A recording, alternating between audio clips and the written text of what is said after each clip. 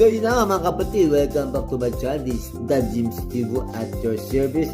Isang tryhard na influencer na matagal na nag-YouTube ngayon wala pa rin napapala. Sa pang 160 days na tayo sa ating ipon challenge mga kapatid. So bilang natin kung magkano ating ipon so ng 10 days na ito. 10, 20, 25, 30, 35, 40, 45, 50, 55, 60. Alright mga kapatid. So naka 60 euro so ng 10 days na ito.